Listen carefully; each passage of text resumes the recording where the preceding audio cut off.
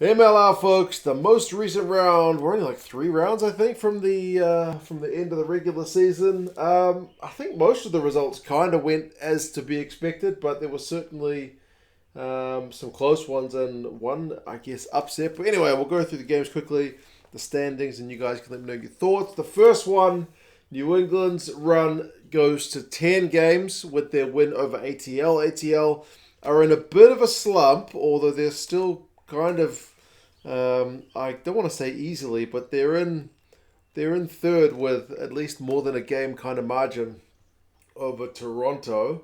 But yeah, 15-10 ATL do pick up a losing bonus point, which, given the way New England are be playing, is maybe not a bad return. I mean, New England's power saw them go over for the first one. There was a bit of handbags and a lot of yellow cards in this game. I think 5 yellow cards altogether. There was a tip tackle. There was some off the ball stuff. Halftime it was 10-7. Like I said, yellow cards galore. Conradi and McDowell got the tries. McDowell's try at the end for New England is kind of the one that sealed it right after he'd come back on after a yellow card of his own. Conradi makes 17 tackles for New England, so a pretty good shift. But De La Vega's penalty at the death at least gives them that losing bonus point, puts them within the 7. So yeah, in the scheme of things, that may be an important losing bonus point. We'll have to see. But like I mentioned, New England at the moment, they're not looking untouchable because they've had a couple of close results, but they are still finding a way to get those results. Hey, so 15-10, pretty low scoring game. But New England are easily first in the East. ATL's third in the East. They're on 42 points. Toronto is fourth, trying to chase them down. Toronto's on 35. So like I said, there's a little bit of a buffer. But ATL can't really afford to keep losing games. But yeah, we'll see how things play out with them. The next one, speaking of Toronto, them and the Jackals. That's a big old hiding. 57-0. I mean, the best moment of the game for Dallas, unfortunately, is probably a try-saving tackle on Mieres from, I think it was Barry, the halfback. So Mieres looking like he was going over for all money, the fullback. But yeah, try-saver from Dallas. But I mean, the rest of it, it's just try after try. The maul, especially, was particularly brutal for Toronto. I mean, Mieres did get a try later on because he was denied early. But I mean, it was 43-0 at halftime. So you looking on the bright side, you could say that's a better second half from Dallas not to concede kind of 80. But I mean, the Faleeva try from the Brody tap in the first half, that's a loose head prop going over from a tap from a penalty. It was just the softest try you will see in professional rugby, man. So yeah, kind of poor stuff, poor first half. I mean, McRogers, the hooker, gets a couple of tries for Toronto, but yeah. I've said it before about Dallas. They just need to play out this season and then focus on the next. They can get the coaching and the players and everything lined up to prepare for a better 2023. Because 2022, I think, is pretty much a write-off. But they're in the league. For Toronto, I mean, that's the good bonus point win, which they would have expected. And as I mentioned, they need to chase down ATL at this point. So yeah, they just need to go on a bit of a winning run.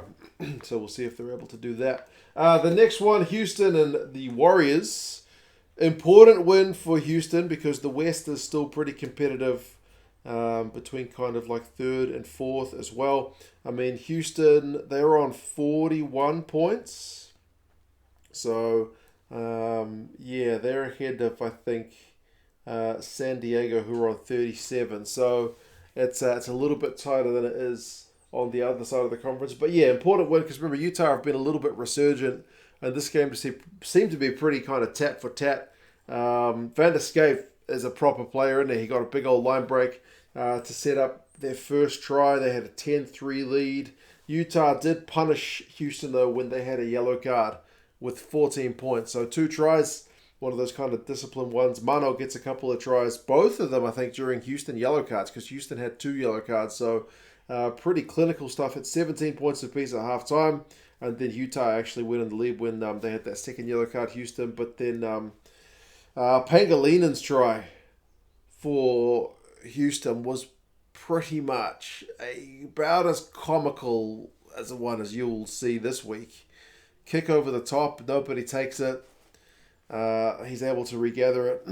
And yeah, Utah just didn't take the kick, so that put the Sabercats back in front. They sealed the deal in 76 or 77 minutes, but then Utah did get back within losing bonus point range with the try at the death, so at least they get losing bonus point from a decent effort. But I mean, with a record of 3-10, it's just about getting as many points as they can this season because there's not a lot else doing for them.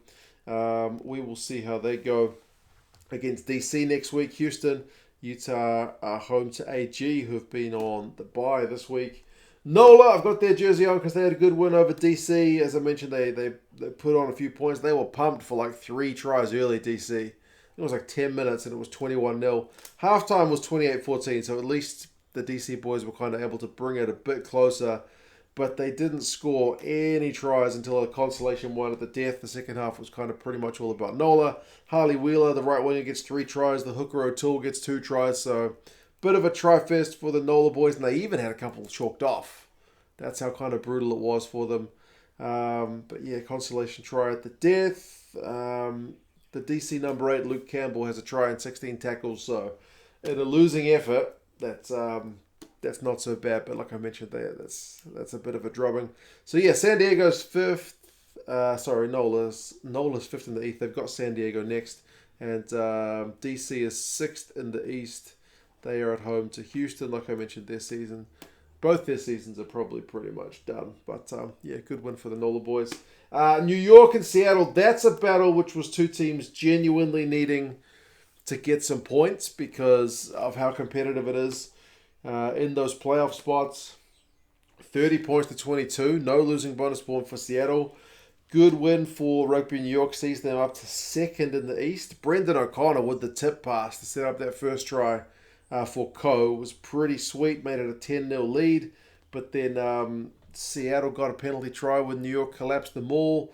And then with a penalty, made it 10 points apiece. Halftime was 13-10. Heighton's boot putting New York in front. But Dan Creel got a reply to make it 17-18 second half. New York, remember New York's got one of those fields where there's heaps of markings on the field. And they had a maul try, which I guess they saw one of the lines and they put the ball down, but it was still short because it was the wrong line. So then they had to kind of get up. It's 2 phases later, the same guy goes over for the next try. So one of those kind of problematic ones with a multi-use field. And the posts even get knocked over in this game with a big New York shove. So I've never seen that before. Legit, the first time I've ever seen that. So interesting field, but good result, if nothing else. Good result for New York. 30 points to 22. Sees them into 2nd, like I mentioned. Seattle, 5th in the West. Made worse by the fact they're on the bye next, so no chance to get any more points. And the last one may be an upset with San Diego getting a win over the Giltinis. 31-27. Joe Peterson absolutely turning back the clock with this one. He scores 21 points, a try, and a bunch of points from the boot.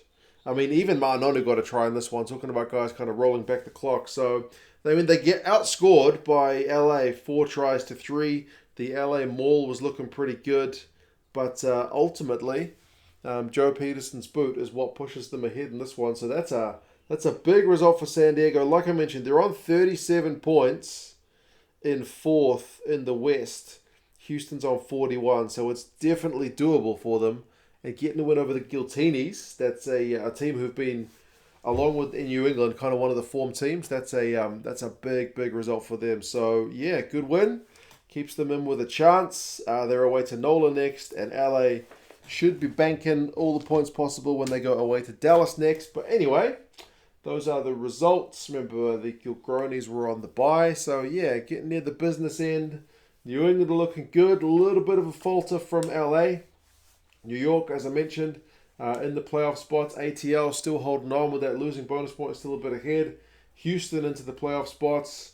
And San Diego giving themselves a chance. Remember, AG is obviously in the playoff spots as well. Not that they're on the board. But yeah, we'll see how things go for the remaining few rounds. You guys let me know your thoughts on the games. And yeah, I'll talk to you guys again soon. See you later.